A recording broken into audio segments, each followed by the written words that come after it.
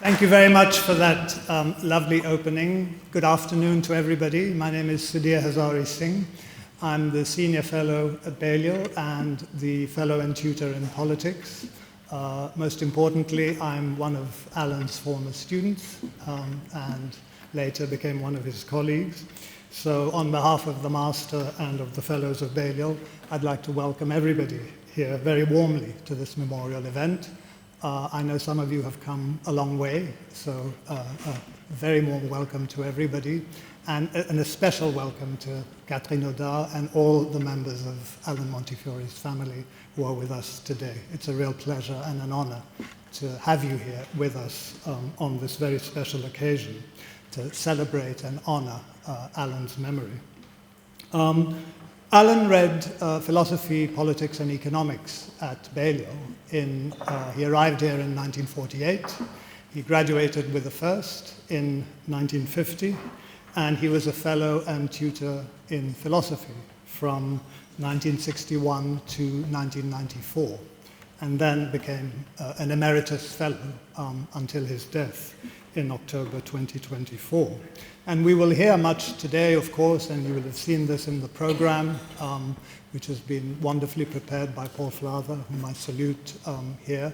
You'll hear much about all the wonderful and rich contributions that Alan has made in so many different endeavors and fields. What I would like to do very briefly by way of opening is to talk to you about the Alan that we knew and loved so much here in Balliol. And I want to take that opportunity also to salute those of his colleagues who are here with us today. Stephen Lukes, also my former tutor. Andrew Graham, very nice to see Peggotty too here. Adam Swift, who was also Alan's student. There are also some of Alan's former students who are here. Welcome to all of you. I also want to take the opportunity just to salute really what I call the kind of heroic generation of PPE tutors who formed Adam and myself.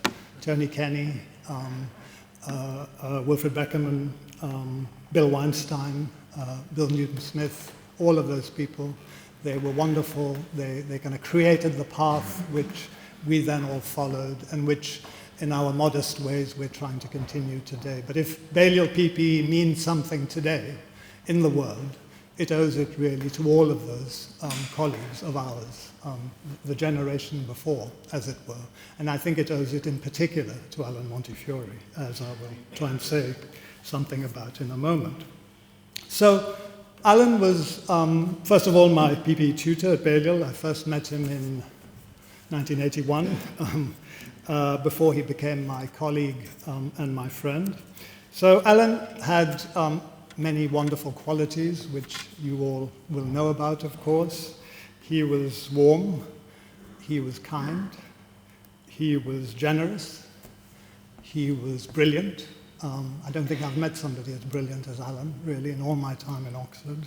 He had a very special kind of brilliance. He was compassionate, he was public-spirited, he was cosmopolitan, and he was optimistic. He was always optimistic. Always look on the bright side of life would have been one of his mottos, I think. He never raised his voice, and even if you disagreed with him, as you sometimes did, it never really mattered in the end. You could never really be cross with Alan. That was one of his many great qualities. Things were always courteous. But I think his supreme talent, and this is the one that I want to dwell on for a moment, Alan's supreme talent was really that of bringing people together.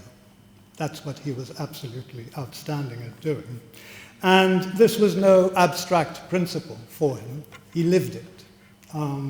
He lived it in his legendary Kant classes on Staircase 10, which some of you here will have sat through. And these classes welcomed people from across Balliol, from across Oxford, and even further afield. He lived it in the way that he thought about PPE as a genuinely interdisciplinary Balliol project, and he stressed that it was a Balliol project. You know, other places did PPE, but PPE was a Balliol thing. This is what really mattered to Alan. And so he thought about it as a genuinely interdisciplinary project. in which the three subjects not only overlapped with each other, but also worked with each other and enriched each other. He really cared passionately about that. He lived it in the way that he did philosophy.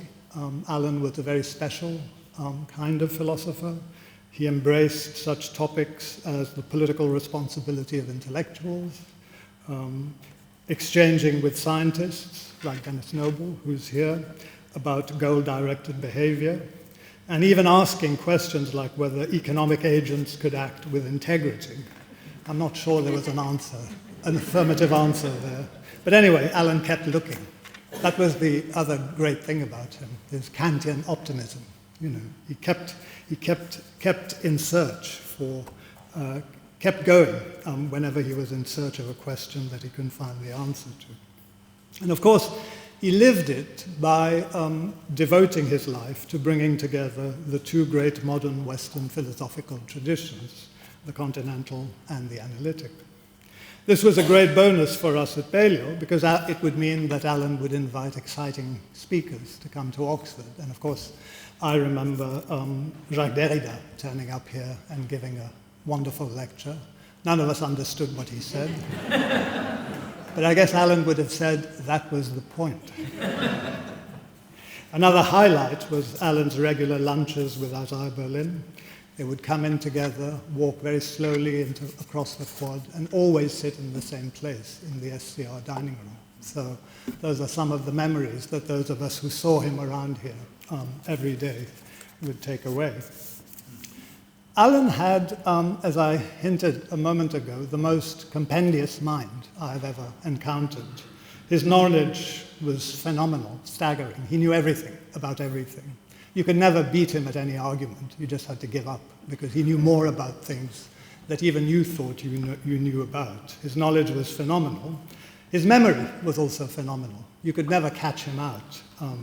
And I have one memory which really goes back to my undergraduate days in 1984. This was my final year.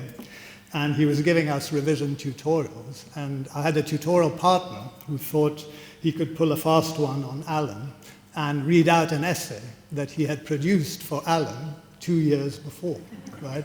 So he turned up with his essay, read it out. Alan listened in silence.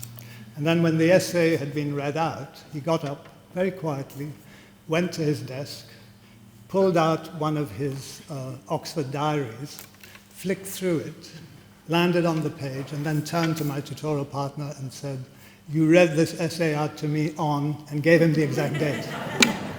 That was Alan. You couldn't pull any fast one on him. And of course, bringing people together is also about universalism, which is another one of Alan's great fortes.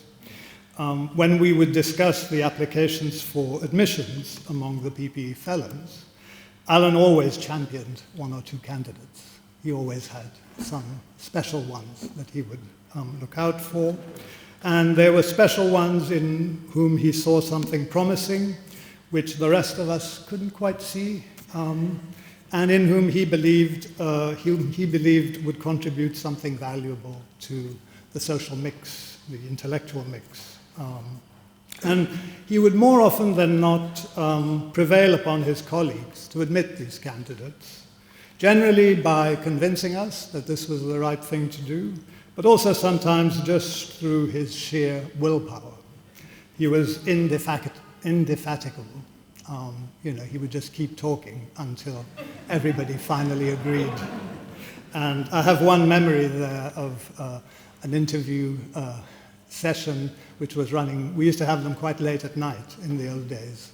And we started talking about one candidate we couldn't agree on at about 10 o'clock. And we were still going at about 10:45 at night. And Alan was still holding out. And Wilfred Beckerman just put his hands up and said, "I give up." And Alan won the day. So even when you were escaping from Alan, wonderful things could happen. I remember tiptoeing away from one of the evening seminars he convened about identity at his St. Margaret's Road flat in the early 1990s. This was when the speaker was a little bit opaque. And as I slipped out of the ground floor flat, I heard the door close quietly behind me. Another person was leaving. Her name was Karma Nabulsi. We ran away giggling, and it was one of my first meetings with the person who was to become my future partner. And we have been together now for 35 years. Alan Montefiore brought us together. Thank you very much.